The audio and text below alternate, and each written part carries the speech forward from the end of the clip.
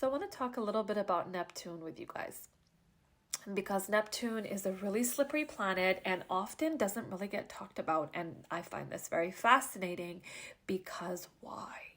And I think it's because it loves going under the radar. And honestly, I think it's been a source of a lot of issues for us since it entered Pisces in 2011. It's been there for that long, and honestly, it's brought on a lot of confusion, a lot of illusion, and it's also brought on some really wonderful things like a deepening of our relationship to health and wellness, alternative health, spirituality. You can see that the spirituality and wellness world has absolutely exploded during this time, from the time that Neptune entered Pisces. So here's the flip side of it. When Neptune is in Pisces, it can be even more elusive and illusory, confusing, because its nature is for us to kind of leave the earthly realm and this 3D world and enter a sort of other dimensions, other ways of existence, spiritual existence, and connect with our soul and spirit and all of those wonderful things that helps us become more awakened self. And at the same time, it can have us not be grounded in earth, in our experience here.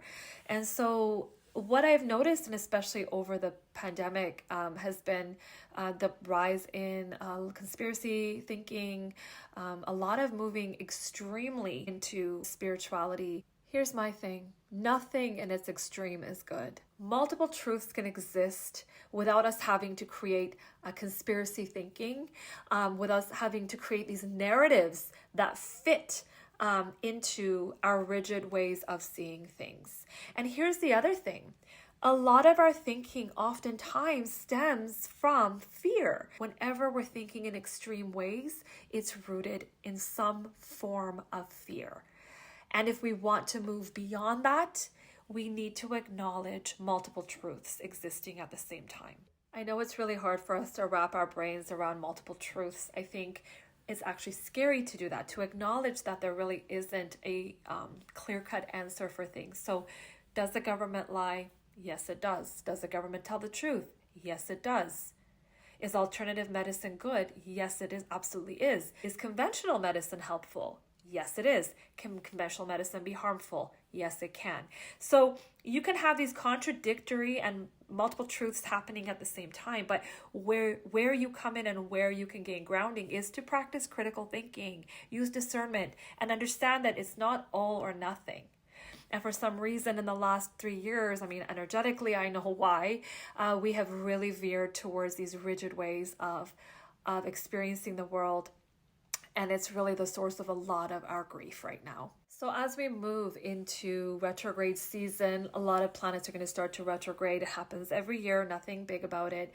We're just going to have Venus joining in after almost 2 years of not being retrograde. But I really want to also talk about Neptune. Neptune retrogrades on the 30th, and it's there until December 6th.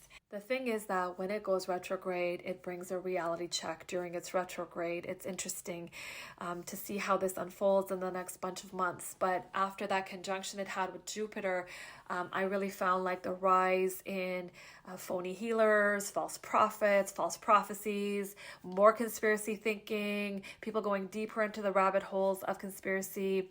It just really started noticing that more, and it's been happening during this transit. It really exploded during the pandemic, and now it's just sort of made perhaps a little more underground, but it's there and it's strong. And I just want to remind everybody that extreme thinking, doesn't matter what it is, extremist thinking in all its forms, as good as you think it may be, is not healthy. It is not okay. It is not good. So now that we have Pluto retrograde back in that final degree in Capricorn, really raising up a stink with the foundations, somewhere kind of rotten foundations are being exposed. this is the final hurrah in Capricorn, and collectively it's going to be interesting to see what happens from now till January of 2024. What is going to be exposed, what sort of governmental issues are going to be exposed, power control issues coming to the forefront again. It's sort of like a repeat of the last couple years, but more intensely, and that final degree in retrograde form is going to be interesting. And in our own personal lives, where is Capricorn in your chart? Where is this final hurrah happening? And then add that onto the Neptune retrograde coming up at the end of June, in where do you need more clarity? Where is a reality check needed in your life? Please remember that the Pluto Aquarius era that's going to begin and last for 20 years, starting January of 2024, it's really about reclaiming our power. It's about liberation collectively and personally. And I want to remind you, though, that you need to really examine the foundations of your life right now while it's happening, the reality check needed to look at what's not working for you, what foundations are not working personally in your life. And we're going to see that collectively as well. What is not foundationally working for us societally, and what needs to change in order to bring more of liberation. But we need to have a clear understanding of liberation by way of collective care, not a selfish liberation, not a liberation that is at the cost of other people, harming other people. We're talking about a type of liberation that is truly about justice and freedom for everybody. So hang tight. It'll be an interesting ride for this month. A lot of dynamic energies. If you're interested, you could look at my Patreon breakdown of the rest of this month's energies. We've got the new moon on the 18th, the sun enters Cancer on the 21st, and we have the summer solstice, and Mercury enters Cancer. We enter Cancer season. So if you want to have a look at the specific planetary connections, otherwise known as aspects, you can join my Patreon. It's $5 a month. You can get a calendar and know what's coming up. And as well, stay tuned for more on the retrogrades. I'll be speaking a bit more about them, but their energies are nothing to fear. Never fear the retrogrades. They are really, really blessed opportunities for us to examine our life, have a good look at what needs to shift, what needs to change in order to bring more ease into our life. Stay tuned for more videos coming up, and if you're interested in a reading, whether it's a transit reading or a natal chart reading or other forms of astrological insight, you could check my website and my scheduler, see what I have available, and you can also work with me one-to-one that way. You can also join Patreon and work with me one-to-one at a more affordable rate and in a more consistent way as well.